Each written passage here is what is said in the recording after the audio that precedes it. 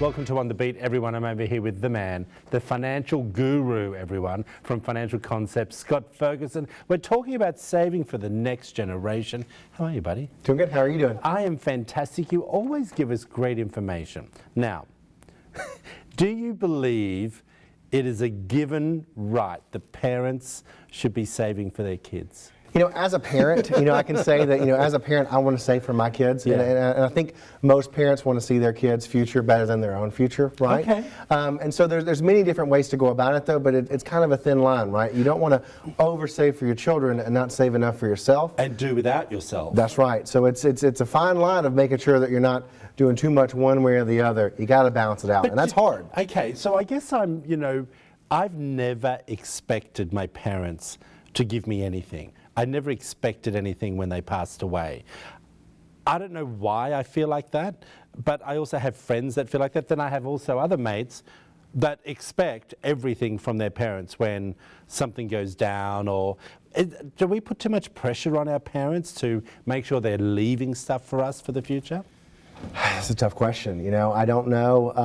I think that you got a lot of different folks thinking a whole lot of different ways. Yeah. I myself, I'm like you're right. I want to work for it, but I've got young kids. I want to make sure that if they want to go to school, there's going to be assets that can be there to help them with those kind of things, and just get them set on the right foot financially. All right. Well, give the parents at home a couple of tips on what they should do, especially when they've just started out a family. They've got a couple of young toddlers. Yeah, you got some young kids. Yeah. You want to save for their future, but you got to balance that out, right? Yeah. So, do we want to save for education, or do we want to use a type of account that can be used, for anything, right?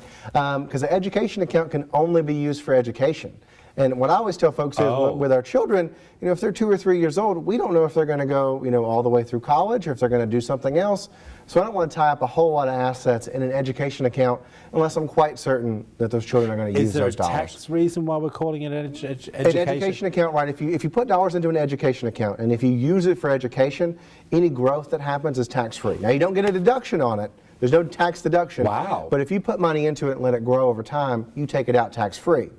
But the issue with an education account is if you don't use those dollars for education, and if you use them for something else, you're going to be taxed and penalized on the growth. Gotcha. What about gift account? So a gift account is different. A gift account can be used for anything, but the issue is there's no tax benefit with it. You don't get any kind of tax-free growth, no deductions, anything. So you've got to kind of balance between those two and choose which route that you want to go. How much would you be suggesting we be putting aside out of our gross pay? That's right. What's the common denominator there? There's not a common denominator. I'll use this analogy. I always tell folks, from a parent standpoint, especially if you're an older parent and you've got grown children, the biggest fear for a parent, I would think, would be is those grown children knocking on your door saying, "Hey, Mom and Dad, I'm going to move back in," right?